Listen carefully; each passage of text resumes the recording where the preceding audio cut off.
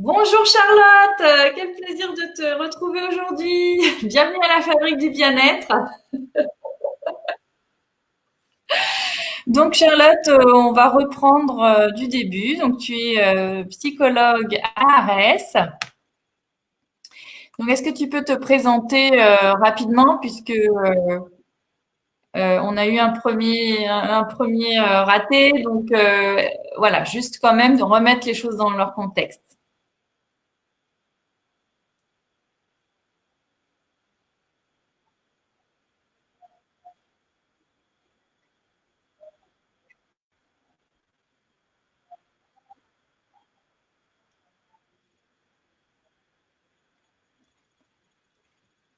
D'accord?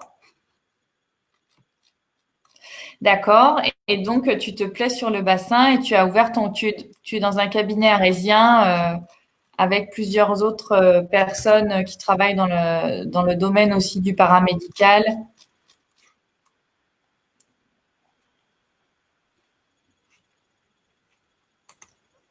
D'accord. Ah là là, c'était pas reparti, décidément.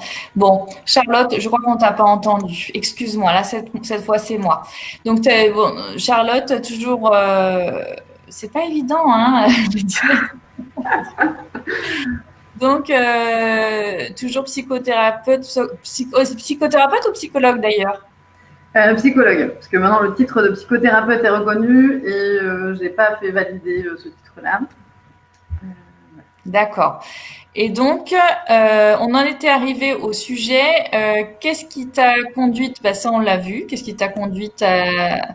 Ah non, on était en train de le développer d'ailleurs. Suite à ton cursus, on va reprendre le cursus et pourquoi t'es devenu, tu t'es dirigé vers cette branche. Alors, j'ai commencé la psycho à Montpellier, parce que moi je suis originaire du Sud-Est. Et j'ai eu la chance de partir en échange universitaire au Québec.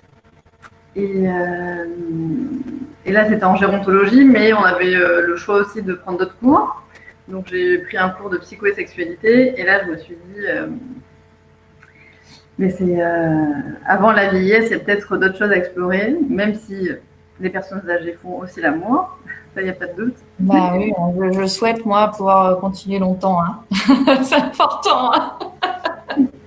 Ça va. Oui, pourquoi elle s'arrêterait d'abord? Mais il y a une croyance populaire comme quoi, à partir d'un certain âge, les Les gens ne se touchent plus. libido. Ah ouais. Donc écoute, j'ai une bonne nouvelle. Les bichettes reviennent. Donc Julie qui fait coucou, Corinne qui dit que ça va beaucoup mieux chez elle. Alors ça va être la libido. De quoi tu parles, Corinne? Donc elles sont là. Oui, effectivement. C'est vrai que la libido n'est pas réservée aux jeunes gens, et heureusement, hein. Et puis très sincèrement, c'est ce qui nous reste sur cette terre, l'hédonisme, l'épicurisme et la sexualité quand même. Quand il n'y a plus rien, il y a encore ça, il y a encore ça. Et je voulais te demander également si en ce moment, tu avais plus de consultations dues au confinement, l'angoisse, qu'est-ce que les couples, les célibataires, les personnes âgées, certaines sont isolées, seules, loin de leur famille, quels problèmes elles peuvent rencontrer, voilà. Et puis peut-être que des auditrices se reconnaîtront dans ton discours, donc vas-y, explique-nous Bah, ce qui se passe. effectivement, ce confinement et cette distanciation sociale, même cet isolement, certaines personnes du coup sont très seules. Euh, mais on s'aperçoit qu'il y a beaucoup d'anxiété qui augmente. Ces troubles anxieux peuvent se traduire par de l'irritabilité, des troubles du sommeil, euh, être à fleur de peau, se sentir incompris. Tout ça, c'est quand même des signes qu'on est plus anxieux, plus angoissé. Donc il faut être à l'écoute de tous ces petits signes parce que c'est pas toujours qu'on fait une dépression, on peut plus sortir de son lit, ou vous voyez, il faut être Ouais, vigilant à plein de petites choses qui sont pas habituelles chez nous. faut pas attendre Le texte le. n'est pas du tout habituel, il est hyper angoissant. Les médias sont hyper anxiogènes, les politiques sont pas toujours rassurants, donc C'est voilà, vrai. il faut. Non, mais c'est incroyable, c'est incroyable. Déjà que les Français, on est réputés être ceux qui prennent le plus d'anxiolytiques. Il faut voir ce qu'on nous met dans le cornet dans les médias. Et Donc, en fait, il ne faut pas attendre d'être au 36e dessous pour venir te voir, quoi. Bah, c'est ça, il faut être à l'écoute de soi, il ne faut pas forcément venir consulter, mais en tout cas, il faut peut-être mettre déjà en place des petites choses à la maison pour lutter contre cette angoisse, voilà, faire du sport, bien se nourrir, comme nous l'a appris Constance la semaine dernière. Oui. Profiter de notre heure de sortie pour aller dans la nature, pour se ressourcer un peu.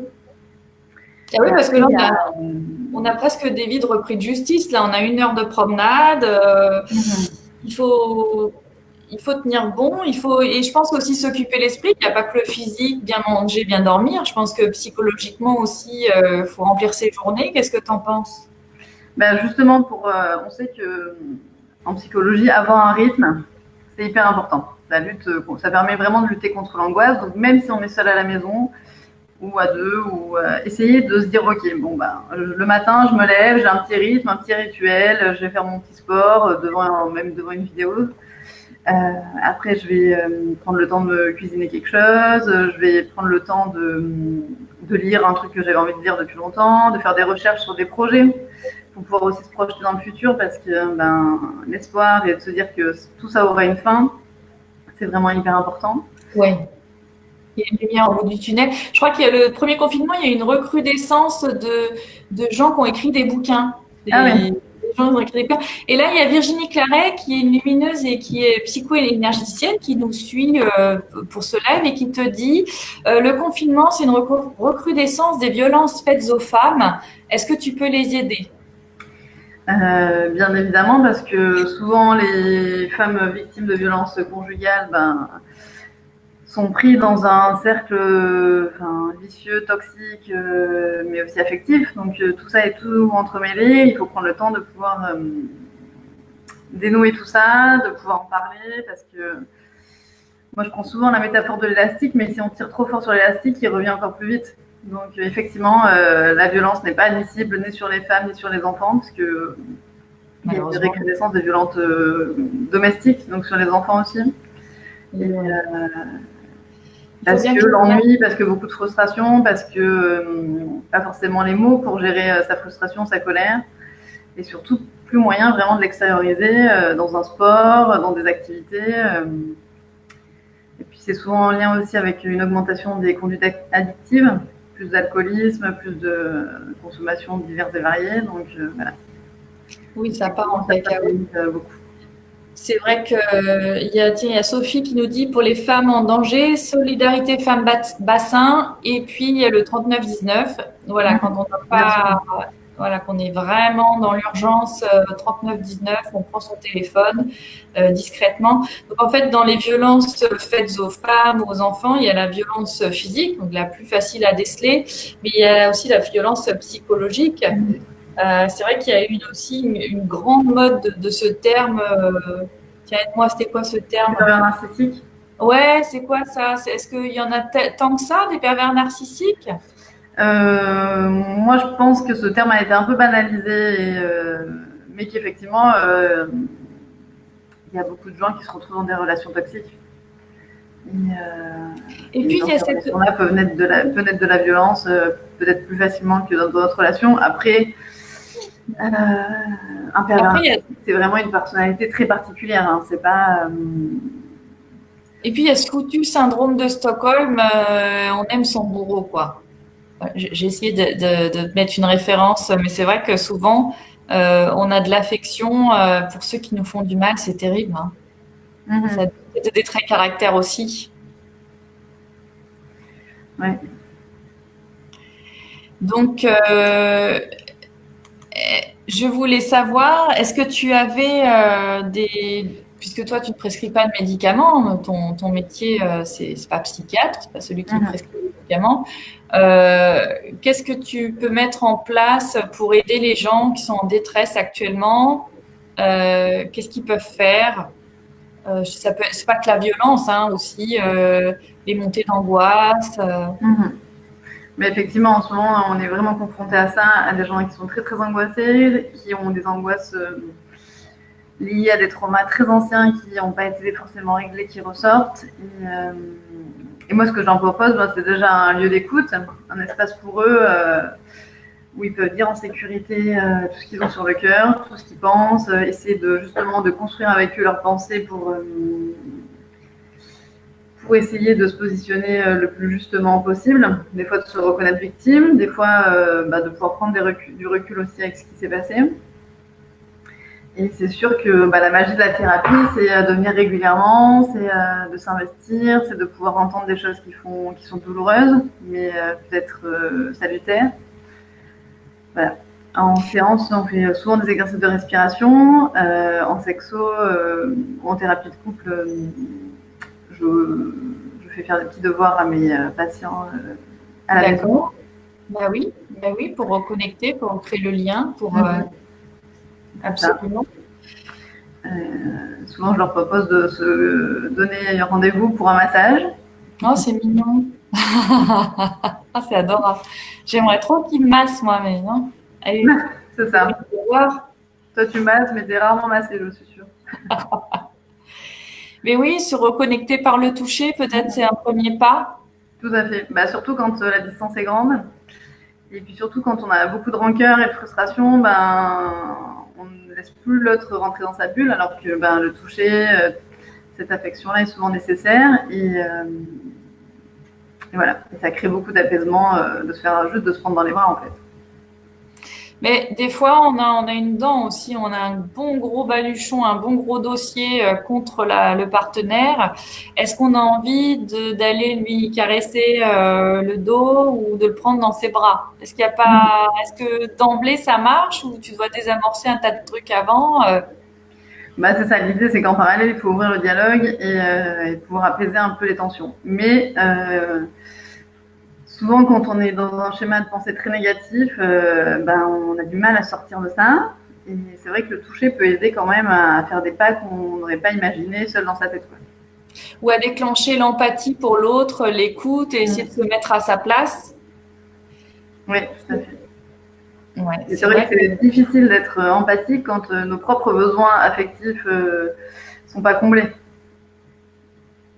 Quand on a des attentes qui sont pas satisfaites, quand on a du mal à les exprimer, parce que souvent on attend de son partenaire qui lise dans nos pensées, alors que l'autre est pris par ses soucis, par sa vie, même si on cohabite, des fois on ne peut pas être attentif à l'autre à 100%, quoi. Donc c'est important de verbaliser ses attentes, d'être précise dans ses attentes. D'accord, il faut oser. On est des êtres des fois prudes. Il faut oser dire précisément ce qu'on attend de l'autre. Oui, et pas juste au niveau sexuel, au niveau aussi de la vie de tous les jours, quoi, du quotidien. Mais oui, il y a plein de gens qui reprochent un tas de trucs à d'autres et jamais ils ne vont s'ouvrir ou dire ce qu'ils ont en travers et c'est insoluble comme solution. Il n'y a pas de... C'est pas français ce que je viens de dire. Des solutions insolubles. Tiens, il y a Sophie qui nous demande justement comment maintenir la libido dans des périodes stressantes. C'est vrai qu'on vit une période où on a plus la libido au niveau des pépitos. Est-ce que tu peux nous aider? Alors, ce qui pourrait bien fonctionner, c'est déjà de chaque jour se reconnecter à soi. Soit par un petit exercice de méditation, soit par la respiration. Par exemple, la cohérence cardiaque, ça marche très bien. Ça ne nécessite pas de moyens, juste d'inspirer, d'expirer. Et voilà. Et pour relancer sa libido, en plus de prendre soin de soi, il faut, je pense, créer des moments un petit peu sacrés, un petit peu privilégiés avec son partenaire, où on met les petits plats dans les grands. Ou même si on est confiné, on se prépare, on fait comme si on allait passer une soirée avec notre amoureux, comme au début, quoi. Tu sors ton déshabillé de soie rouge, tes jartelles. Moi, j'en ai pas. Non, mais ça peut être pas juste prendre un bon bain, prendre soin de soi, parce que là, vu qu'on est confiné et que personne ne nous voit au quotidien, on peut rester en jogging et pas coiffé pendant des jours. Mais là, c'est l'idée de se faire. Mais chaque femme est différente. Tout le monde n'a pas des porte-jartelles et des froufrous, mais voilà, de se reconnecter à sa féminité, de se sentir disponible. Et puis tout est dans la bulle. Et désirable, on ne sera pas disponible pour l'autre. Donc c'est vraiment important de se donner des petits rendez-vous amoureux, même si on est confiné, où on se consacre du temps, un temps un peu particulier, où on est en tête-à-tête, où on a mis les petits plats dans les grands, où on a mis une ambiance un peu spéciale, voilà. Et oui, et là, on est complètement sorti des clous. Donc, j'étais sur la détresse et de consulter rapidement de toute la France sans se déplacer. Je crois que c'est possible, mais on peut continuer dans cette veine-là. Donc, oui, effectivement, comment on peut te consulter s'il y a quelqu'un là de Bruxelles ou de Paris qui nous suit et qui veut passer avec toi? J'ai Zoom, Skype, voilà, WhatsApp, par téléphone. C'est vrai que je préfère quand même voir la personne au moins une fois en vrai. Non, en Zoom, quoi, parce que par téléphone, Oui, si j'ai jamais vu la personne, c'est vrai que c'est plus délicat, mais... oui, il faut que tu aies l'image. Oui, parce que tu es comportementaliste aussi, donc tu regardes, tu analyses aussi beaucoup de choses. Bah, c'est sûr que le non-verbal nous en dit beaucoup sur les émotions, sur ce que vit la personne. Et oui, et puis des fois la bouche dit noir et le cœur pense blanc, quoi. On peut te mener en bateau, c'est juste pas conscient. Ça peut être inconscient, mais toi, il faut que tu arrives à avoir une double lecture en Zoom. Tiens, il y a Virginie, notre Virginie nationale lumineuse psychothérapeute à Arès et à Lacano, qui demande des conseils de lecture. Est-ce que tu recommandes des bouquins à tes patients? Oui, je fais lire tout le monde en général, ceux qui sont OK avec ça. Ouais. Parce que voilà, des fois en 50 minutes, 1 heure, on n'a pas le temps d'aborder tout en profondeur. Et donc souvent de pouvoir se reposer à la maison, de feuilleter un bouquin, de relire ce dont on a discuté, c'est super. Moi, je conseille à toutes les femmes qui nous regardent de lire Femmes désirées, Femmes désirantes. C'est un petit livre d'une gynécologue.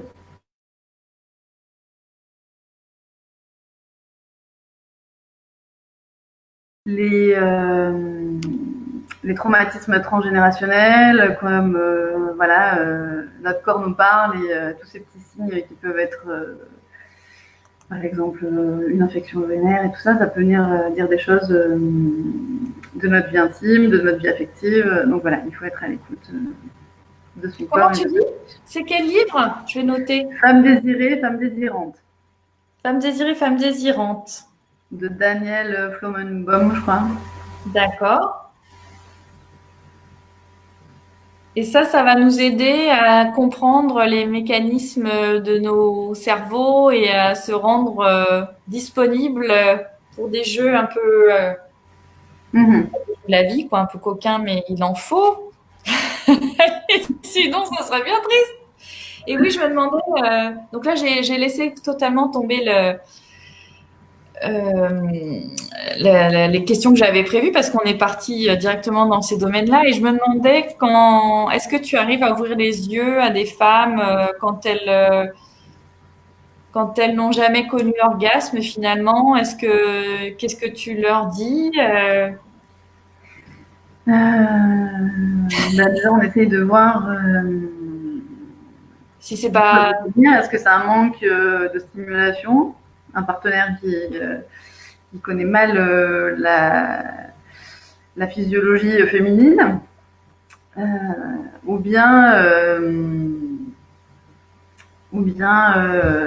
est-ce que voilà, on sait que pour atteindre l'orgasme, il faut une grande part de lâcher prise. Est-ce que voilà, est-ce que c'est le bon partenaire avec qui lâcher prise? Est-ce que Alors après, le partenaire, on est des êtres cérébrales, hein, les femmes. Et, lâcher prise, c'est quelque chose qui est... Nous aussi, des fois, on se met des barrières, quoi. Il y a un moment, le partenaire il peut faire ce qu'il veut. Si on a décidé que... Oui, c'est ça. Mais quand c'est savoir si c'est le bon partenaire avec qui lâcher prise, c'est ça. C'est parce que, voilà, des fois, on a peur du jugement, peur de... On a une éducation aussi qui nous a peut-être rendu comme ça. Et puis notre société, voilà, il y a beaucoup de pression pour les femmes sur déjà plein de niveaux, mais aussi sur la sexualité. Mais oui, c'est pas du tout valorisé dans notre société. il y a de plus en plus de femmes qui se posent des questions, qui ont envie d'avoir accès à leur plaisir, qui ont envie de mieux connaître leur corps, mais c'est vrai qu'il y a des choses qui peuvent rester taboues et puis l'éducation des petites filles n'est pas du tout la même que celle des petits garçons aussi. Et ça joue beaucoup, beaucoup, beaucoup dans la problématique.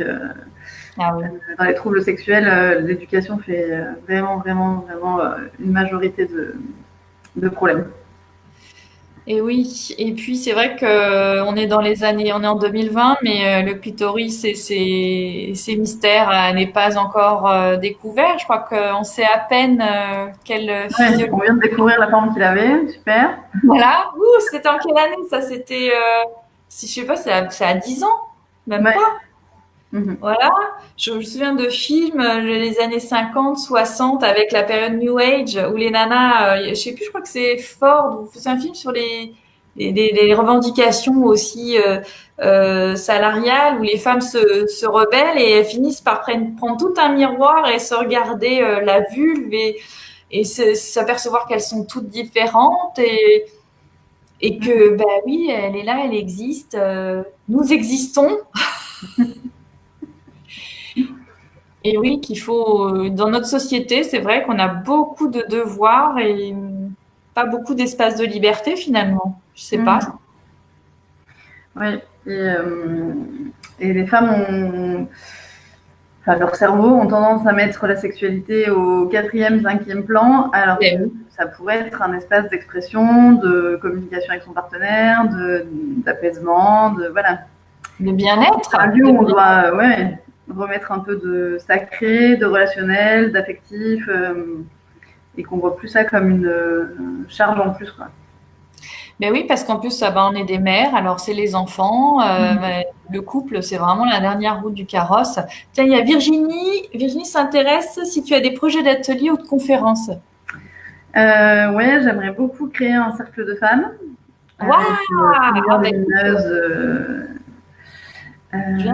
Parce que c'est très riche. Moi, j'en ai fait plusieurs fois l'expérience et c'est vraiment des lieux où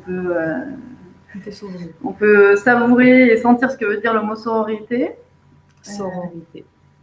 Et puis souvent, voilà, le partage d'expérience, ça aide beaucoup les femmes à avancer. Oui, parce que bien souvent, on est seul face à nos expériences et le fait de partager. Moi, j'ai participé à un cercle de femmes ici au Cap Ferret. C'est vrai que sans se connaître, on s'ouvre. Après, on parle pas. On n'est pas obligé de forcément rebondir sur tous les sujets. Mais ça permet d'entendre aussi qu'on n'est pas seul à penser d'une certaine façon ou à vivre certaines choses. Et alors, tu vas nous l'ouvrir quand? Parce que moi, push the button. Il est quand mon cercle de femmes à Arès? Mais déjà, quand la période le permettra, mais on y travaille pour 2021, oui. Chouette. En plus, animé par une psychologue sexothérapeute, c'est quand même le top, quoi. Pour parler de nos vies de femmes. Et elle me parle de conférences aussi. T'as prévu de faire des conférences? Pas encore, mais bon, pourquoi pas. Ça peut s'organiser. Sororité, yes, Sophie, ouais, sororité, absolument. Bah, tu vois, à la fabrique du bien-être, c'est pas un vain mot, la sororité. Tout le monde est hyper. Tiens, là, Amélie des nanas d'ici qui dit oui, cercle de femmes. Ah, bah, vous pourriez peut-être mettre vos agendas, croiser vos agendas parce que. Mais sans doute que tes talents d'organisatrice d'événements en plus vont venir compléter ma spécialité, oui. Tiens, Sophie Saint-Martin, qui est une copine aussi qui est dans le monde médical, qui me dit oui, super projet. Bon, bah alors tu vois, tu n'as plus le choix. Il va falloir que tu nous organises tout ça. On n'a pas répondu à la question d'Audrey qui est faut-il une ordonnance du médecin pour être remboursé? Non, pas du tout, mais par contre, ça dépend vraiment de vos mutuelles. Certaines proposent un forfait bien-être. D'accord. La psychologie est comptée dedans, donc c'est pas beaucoup des fois. Et certaines mutuelles remboursent 10, 20 euros par séance, voilà. Donc je fournis des factures, j'ai mon numéro Adélie, donc effectivement, vous pouvez être remboursé, mais ça dépend de votre mutuelle. Tu vois, Audrey, on peut être remboursé, ça dépend de ta mutuelle. Et nous, on sait surtout t'envoyer prendre une bonne mutuelle, mais c'est un autre débat. En plus, elle n'est pas là. Donc, écoute, je trouve que c'est super intéressant. Je voulais juste profiter. Voilà, je suis désolée de revenir sur mes trucs de maman, mais puisque j'ai une psychologue en face de moi, je voulais quand même aborder le sujet des masques pour les enfants. Voilà, juste ça. Les enfants sont masqués du CP jusqu'au lycée. Mhm. Moi, je voudrais quand même voir avec toi ce que ça va engendrer sur le long terme. Bah, sur le long terme, c'est difficile de le dire. Et en plus, les enfants s'adaptent quand même très bien. Mais il faut rester vigilant parce qu'effectivement, toute cette zone du visage caché, c'est très compliqué pour les enfants de décoder les émotions. Eh Et du oui. coup, vu qu'à 6 ans, ils sont vraiment Content, pas content. beaucoup dans le mimétisme, ils se servent énormément du non-verbal pour capter les intentions des gens, pour savoir ben voilà, où est-ce qu'ils naviguent. C'est vrai que c'est compliqué pour eux de déjà détecter ça. Et en plus, ça peut inhiber aussi leurs émotions à eux. Oui, c'est un Donc, petit peu un baillon.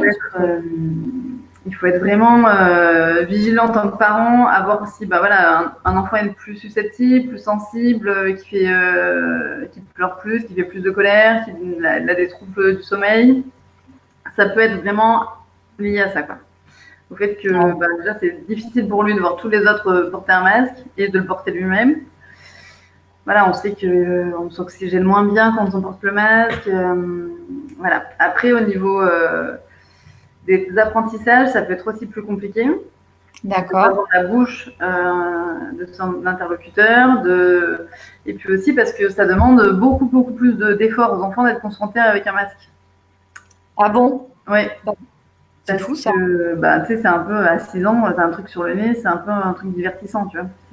Autant au lycée, bon, les gens s'habituent plus quand même, D'accord. mais jusqu'à la quatrième. Ah ouais. Mhm. Super ce masque. Ouais. Tiens, Et du coup, on on est a, moins concentré, on mémorise moins bien. Enfin voilà. Donc ça va être des ouais, années scolaires où il faut peut-être attendre. Enfin, faut pas s'étonner s'il y a une baisse des résultats. Ça peut être lié à ça, quoi. Il faut pas ça non peut plus être mettre lié à trop ça. de pression à nos enfants et puis surtout pouvoir verbaliser aussi. Écoute, on a Sébastien Bouillon qui est là et qui, alors je reviens sur le sujet d'avant il était tout à l'heure. Il demande, alors je pense qu'il réagit par rapport au cercle de femmes. Et je pense qu'il se demande, mais pourquoi on est toujours avec nos cercles de femmes? Je sais pas, Sébastien, c'était ça. Est-ce que tu voudrais un cercle d'hommes? Bah là, vas-y. Oui, c'est vrai qu'on ne fait pas des cercles d'hommes. Ouais, mais c'est vrai que les femmes sont cycliques et voilà, on aborde beaucoup ces questions-là alors que bah, un homme a les hormones plus stables. Donc c'est vrai que J'ai vu que la libido, c'était l'activation des hormones androgènes. Je me dis, mmh. waouh, c'est hyper compliqué en fait. On croit que c'est facile. Ouais, non, c'est tout est très. Peut vite être déséquilibré en fait. La libido, c'est quelque chose de microbiologique et de terriblement psychologique. Donc c'est vrai que c'est très fragile. Ouais, la limite est mince entre je me lâche, mais je veux quand même être belle sur l'oreiller.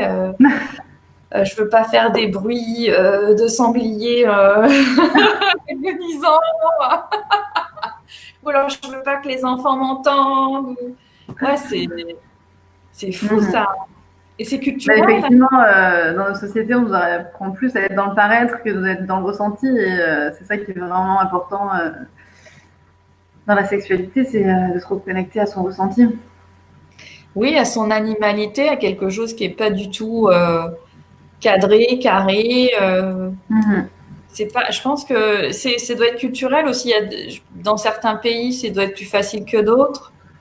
Je sais pas, est-ce que toi, tu tiens compte de la dimension culturelle quand tu reçois les gens ou de Mmh. l'éducation?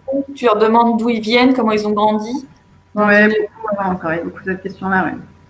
voilà, dans une consultation en sexologie, tu as un couple devant toi, tu les fais parler de leur histoire. Mmh. Oui, c'est important pour moi de savoir d'où ils viennent, quels étaient leurs schémas familial d'origine. Est-ce que leurs parents étaient tendres l'un envers l'autre? Est-ce qu'ils s'embrassaient? Est-ce que Ah oui, c'était l'histoire. possible d'aborder des sujets comme la contraception? Voilà. Tout ça, ça me donne plein d'indicateurs pour savoir voilà, ce qu'a pu vivre la personne et dans quel contexte elle a grandi. D'accord. Tiens, il y a Sophie qui dit qu'il y a un petit livre qui est connu, Les hommes viennent de Mars et les femmes viennent de Vénus. Relève bien notre grande différence de communication. Oh, je l'ai pas lu moi ce livre. Tu connais ce Tu l'as pas livre? lu? Non. Mais c'est vrai que ça dit des choses très justes. Voilà. Effectivement, on a deux manières de communiquer très différentes et ce qui fait que des fois, on est sur deux lignes parallèles et sans jamais se croiser, quoi. Donc toi, tu fais la reconnexion dans la communication entre l'un et l'autre. Ouais, c'est ça, je crée des ponts. Tu crées des ponts. D'accord, bah, c'est hyper intéressant ça. Eh bien, écoute, je voudrais te laisser cette minute qu'on avait dit qu'on te donnerait en roue libre à la fin du live. Est-ce que tu as quelque chose dans cette période de confinement un peu compliquée à partager avec nous, des choses à dire? C'est la minute de Charlotte. Prenez soin de vous, prenez soin de votre santé mentale en essayant de mettre tous les jours des petites choses en place qui vous donnent le sourire, qui vous permettent de vous sentir plus léger, que ce soit voilà, allez vous balader dans notre belle région. Bon, on n'a pas le droit aux plages, mais la forêt, voilà, se reconnecter avec la nature, respirer, essayer de vous mettre un peu du baume au cœur. Et puis, essayez aussi de vous reconnecter à l'autre par des petites choses. Voilà. Essayez de vous créer des petits moments à deux, des moments simples, mais où vous vous sentez vraiment en connexion avec votre partenaire.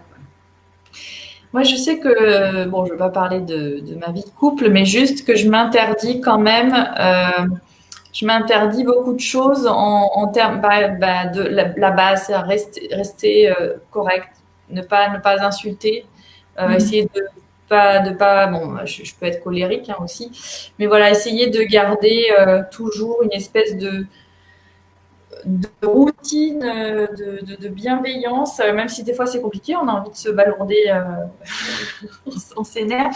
J'essaye de m'astreindre à ça et je sais que de pas laisser aussi l'autre dépasser les bornes et lui dire, bah là tu m'as fait mal, là tu m'as blessé, ou là ce que tu as dit, tu es allé trop loin. Et il faut pas se gêner. Parce que je pense qu'une fois qu'on a dépassé les limites acceptables, eh ben, jusqu'où on va aller, ça part en cacahuète. Bon. Il faut d'une part faire de la prévention, essayer de verbaliser avant que le vase soit trop plein pour pas exploser et en même temps, voilà, essayer de garder un cadre et de pas exploser n'importe comment pour que ça soit pas délétère pour vous-même et pour l'autre aussi, quoi. Alors, il y a toutes les filles qui se proposent de me prêter Mars et Vénus, là. Bah, ok, les filles, pas de souci. J'ai pas tout lu. Et écoute, ce que je te propose maintenant, Charlotte, c'était super sympa ce live, même si il y en a eu des aléas du direct. Il était surtout pour te mettre en lumière et je voudrais savoir comment les gens qui ont besoin d'une psychologue spécialisée comme toi dans le soutien à la parentalité, les psychopathologies de la périnatalité et les thérapies de couple. Hein, on sait qu'il y a Doctolib, mais comment et quand on prend rendez-vous avec toi, Charlotte Chevru? Alors, via Doctolib, c'est jour et nuit, j'ai envie de dire. Vous choisissez votre plage horaire et voilà. Et sinon, je suis disponible par mail, par téléphone. Il ne faut pas hésiter à me contacter. Voilà. Je suis disponible pour vous. Donc voilà, donc c'est Charlotte Chevru, psychologue à Arès. Ça a défilé tout le long. Il y a son site internet qui défile en bas, là, vous voyez. Et bien sûr, elle est joignable et on la trouve. Vous tapez Doctolib Charlotte Chevru et vous pourrez avoir un rendez-vous avec notre super psychologue lumineuse qui est une des rares spécialisées dans ces domaines, la sexologie en tout cas, dans le coin. Ben, je te dis un grand merci, Charlotte. Merci d'avoir. Je sais que c'est très compliqué d'être en live sur Facebook, que ça fait pas partie Une psychologue fait pas ça. Donc, je te remercie d'avoir accepté de venir avec moi dans cette aventure. Je sais que c'est pas facile. Et je te remercie. T'as sauté. C'était un chouette moment de partage. Et j'espère que ça pourra aider certaines personnes. Mais moi aussi. Donc, bah, c'est le but. Donc, tout le monde t'embrasse. Là, tous les gens qui étaient présents, vous remercie de nous avoir suivis. Ce live sera en replay sur la Fabrique du Bien-être. Charlotte va le partager, je pense, et vous pourrez le revoir et vous pourrez le partager. La semaine prochaine, j'espère recevoir Violaine Capet, qui est une ancienne avocate et qui s'est reconvertie. Elle est consultante dans la reconversion des professionnels. Et j'ai hâte de vous la présenter. Je te remercie beaucoup, Charlotte. Je te fais un gros bisou, puis à très bientôt alors. Au revoir. Au revoir.